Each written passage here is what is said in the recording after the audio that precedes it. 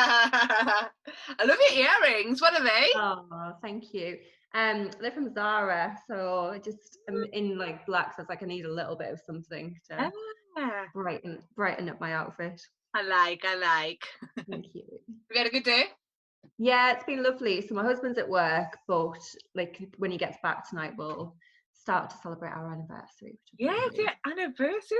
Congratulations. Thank you.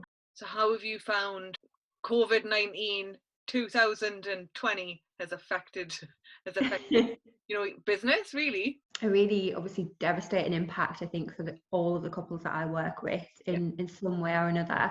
So either they've had to completely postpone and move to a different date, question marks, and people thinking about what they have to do to kind of maybe compromise on what they originally thought for their day. But then in other ways, it has this opposite effect. Like you've got these moments then will become so much more meaningful, and people are being much more thoughtful about kind of who's important to them and why people are important. So I have seen more than ever people getting in touch with me about renewing their vows. So that's a really positive in amongst all this. I think the most important thing is that everyone kind of keeps their nearest and dearest safe. So Are you filling up quite quickly for 2021? either because people have rebooked and we've switched like a full 12 months Yeah. over to people are looking at alternatives because they might be struggling to get those dates booked with a registrar. So Right. they might be looking for the first time ever. I've heard a couple who had never considered the option of a celebrant, but now that they've seen it, they're like, actually, this is so more like us. It's much more original. It's amazing, and you have this huge opportunity to do something really, really unique and really, really beautiful. But because you don't know about it, and we didn't know about it until we got married, and we had a bit of a barrier to book what we wanted to do, and that's how we learned about celebrants, and that's how I then decided I wanted to be one. I'm not gonna lie, I'm really jealous that I didn't know what a celebrant was when I got married, because I would have had one. Because it's so personal. Exactly. So nearly everyone that I work with have like their ideal scenario would be that their ceremony just feels really relaxed. So that's what they want to create, and you can help do that because I get to know them really, really well. So find out what's really important to them and what their style is. And you build up this trust so that they start to share a lot with me, and then I can give them ideas. So I often describe it as you've got the couple, and what I do is I kind of have almost hold up a mirror to who they are as a couple, and then that gets wrote into a script, and then that's kind of shown back at all of their guests on their wedding day as well. So it's a really authentic and really genuine thing, but you can just be really, really creative, and it's perfect for people that are creative, and it's perfect for people that are a little bit shy and don't like the limelight, because what you can do is you can create different energy within the ceremony so that it doesn't always feel like the spotlight is on you. And also you've got control over what's said and how that's delivered. So when you think about even the vows, there's loads of different ways that you can do that. So always kind of champion writing your own vows, but I understand that can be quite intimidating sometimes, and you're having to think about, actually, this is something that I feel, and how do I put that into words? And kind of there's a lot of expectations around the vows being poetic or kind of need to kind of win some sort of award, but I always kind of try to empower my couples to think about, just write down anything that kind of comes into your mind, so like reflect on the things that you're really grateful for, and maybe it's like something that you've learned from each other, and then it's just about making a promise to each other, but in a way that kind of feels like you. I've had some couples that are really like have really kind of flipped that on their heads. I've had it's happened twice now where they've chosen to write each other's vows. Oh my God. Yeah, it's really fun. A complete surprise. So the other person doesn't get to read them until the day of, like right there in that moment. So you've got to put a lot of trust in each other, but they can be so funny and so beautiful. So they have this kind of really lively contrast of something that's really fun in it, because you haven't to like say it out loud in front of everybody, and then actually something that can can quite choke you up, because there'll be some like you love this person, so there will be something in there that's going to kind of stop you in your tracks. And they've both had, both times that they've happened in a ceremony, they've been really, really, really special. So that's a nice way to do it. But you can write them together as well and kind of help each other along. And if you are writing them as a surprise, I always like ask to see them as a preview, so I don't edit anything, but I'll make sure that if they can be almost balanced in terms of length. So if one person's got like one line and then one person comes back to me and they've wrote 4 pages, you don't want that one line person to be like, oh, well, thanks Lisa, like thanks for the heads up. So you try to like get them both kind of meet in the middle somewhere. How does the process start? Yeah, so they are, I always say like they're in complete control. So however they want to play this. Some people are ready straight away to start planning and having to think about it. So we grab as many of their initial ideas as possible. But I always start with, my first question is, how do you want to feel? And from that, good question. We get an idea of like the tone and like how we're going to dance our way through this, and kind of what's the end goal really for the ceremony. And I always kind of keep that in my mind when I'm working with them.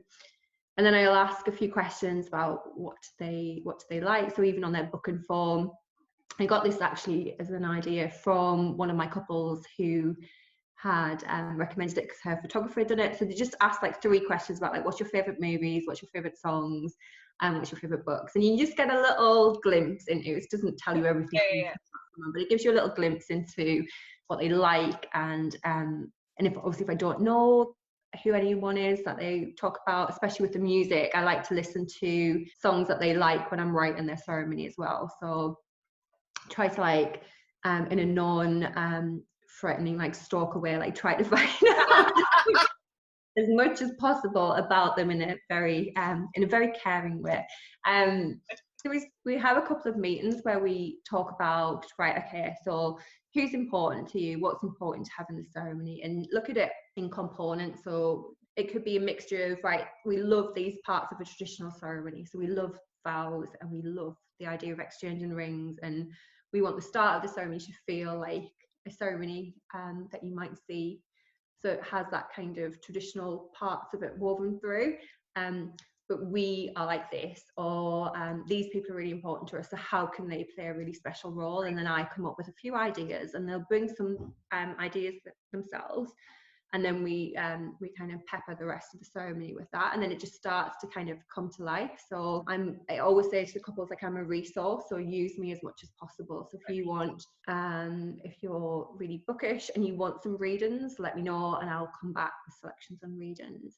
If music is really important to you, let me think about how we can put music throughout the ceremony. And if they want to create a ritual or something symbolic, then again, it would kind of come up with a couple of different ideas and present those back, and then get the green light to kind of put them into the ceremony. And then usually a month beforehand, that's when everything comes together. So I kind of work behind the scenes, write the ceremony and present that back. So they're like the editors, so they get to go through it all and make sure that they're happy with like every single detail of it.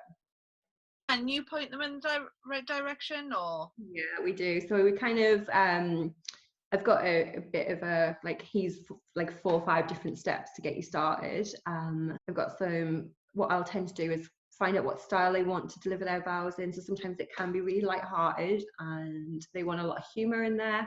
Sometimes people want it to feel much more serious and much more significant. So it's just finding out kind of what style they want, and then I can send over some stuff. And I think from there you can start to think, well, like, this is something I really like, this is something that's definitely not us, and sometimes that goes backwards and forwards a few times till we find some stuff, and then that's used as inspiration, and then we can weave that into some other vows. Like, I ask a lot of deep and meaningful questions, so you need to trust me. Like, I am going to ask you kind of what marriage means to you, and what it is that you love about each other. Like, I'm gonna want to know it all. So yeah, you've got to find someone that you trust with that.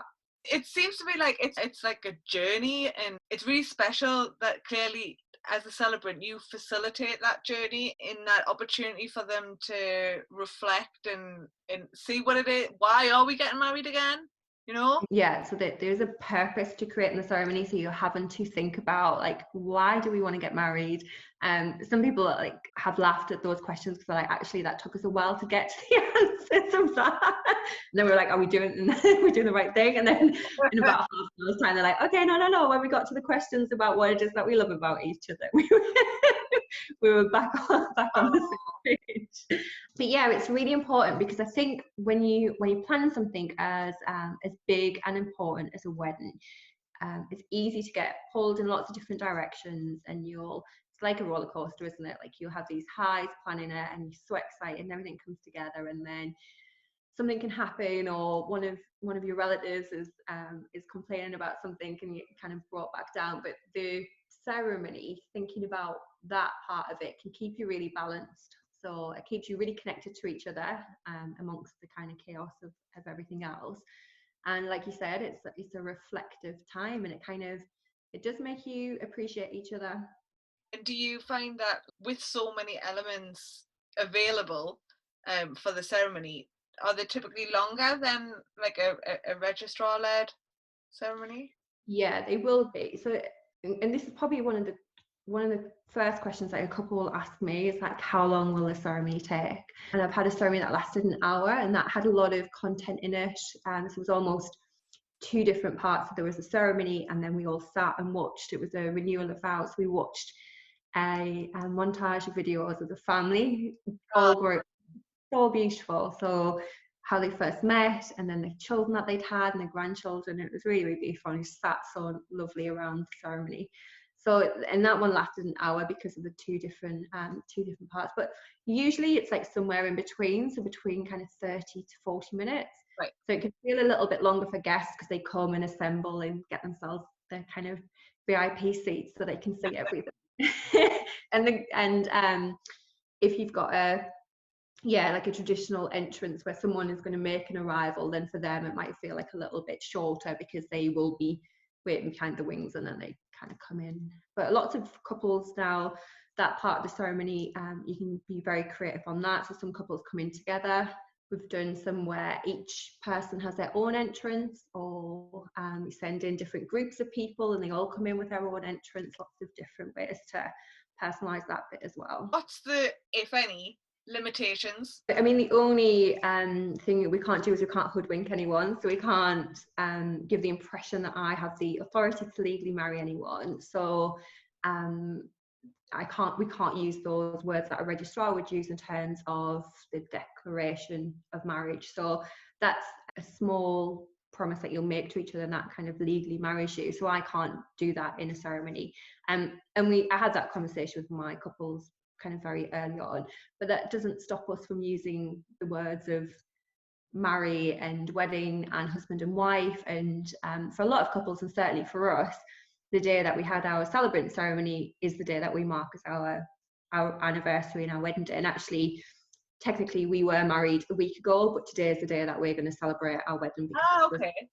This was when we had this is what we planned, and that was the wedding that we wanted to have. So that's kind of how it works. So yeah, we just kind of talk everyone through that process. And yeah, that's the only small stipulation, is like making it doesn't ring clear to everybody, but not giving anybody kind of any false impression that that's what's happening there as a legal wedding. Would you say each different celebrant has like their own sort of style, and what's yours? I think my style is probably more fitting for people that are fairly modern, so they're not overly sentimental in that capacity. Like, they're not like really cheesy, they're realists, so they know themselves really, really well. They're a little bit rebellious, so they like to do things their own way. They don't like to kind of sit within a box. They don't want something that they've seen before, so they want something that feels different and unique, but it doesn't necessarily need to be a show. I would say my clients are really cool, so they are really stylish and they know who they are. They've got really good taste in music, and yeah, we kind of resonate really, really well. What I really admire in all my couples is their own sense of self. Like, they know who they are as people. They know what they like and they know what they don't like. Have you done anywhere like really unusual where you've done a ceremony? Yeah, so the last time I did this really, so it was unusual for a couple of different reasons. It was unusual because there wasn't any guests. There was just two Okay. people. And they were really spiritual. So they had a belief in twin flames, which is like a soulmate, but a much stronger connection. It's really different because usually when I deliver a ceremony, there's a lot of kind of building up the energy and connecting with the guests as well as the couple. But this one had a really different, obviously, vibe to it because you don't say like ladies and gentlemen, you don't need to stand up, like we were already there and you're already gathered. But you still want it to kind of have its own platform and its own meaning. So that was really, really good. So we had some music. We did a hand fasting, which it arcs back to pagan tradition around the very phrase of tying a knot. So that can be done in lots of different ways. They chose 5 different fabrics to represent the elements. And then as each tie was placed around their wrists, and they said a vow to each other, which was really nice because they had completely different faith-based beliefs. So one was a Catholic and one was very spiritual. So they were able to do something within that part of the ceremony where they felt that their faith and that was important to them to have that kind of represented as well. So I think that's one of the really beautiful things about having a celebrant-led ceremony, is that you can blend together things that are really unique to you as an individual, things that are really, really important, and they can be within that ceremony and kind of have its own place and its own meaning. And are you based in the Northeast? Yeah, so I live in Durham. So I usually work around Newcastle and Northumberland and around Durham, and then quite a bit in North Yorkshire as well. Okay. And do you go further afield on request? Yeah, I would travel, and I had an inquiry this year for a wedding in Italy, but I was already booked. So I think it depends on, I mean, that might still happen because of the restrictions on travel. So if that wedding has to change dates, then maybe that would happen. So yeah, I'm happy to kind of travel across the UK and obviously overseas as well. And that would be a real treat. You do any other type of celebrations? Yeah, so I work with families as well. So I do ceremonies to celebrate the birth of a new child. So, Okay. so they're usually called like a naming ceremony. So that's it's like an alternative to a christening. So if you aren't aligned to a particular faith, or you want to have something in addition to a christening, or something that has elements of your faith in there, but something completely alternative, then we can do that. And again, when families, like modern families now, are all very different. So if you have a step family, or you want to do something really just to celebrate a union, then I can create ceremonies around that. Do adoption ceremonies, which are really, really special, really, really beautiful. So a lot of the times those parents to be have waited a really, really long time in that adoption process for this child to come into their lives. So being able to celebrate when that becomes official and kind of appoint this village of people around them that probably help them be really resilient to get to this part, and are going to be that support and kind of bring all of these really wonderful influences into the child's life. Is really, like, they're gorgeous. They're just so nice. Sounds gorgeous. Like, it's literally, it's got me like going out. I'm like, oh, that's so magic. That's lovely. Well, I will let you go. A fabulous rest of your anniversary, and enjoy your champagne. Oh, I'm gonna get a glass now. Nice. Have a great day. All right, my love. Bye. Bye. Bye.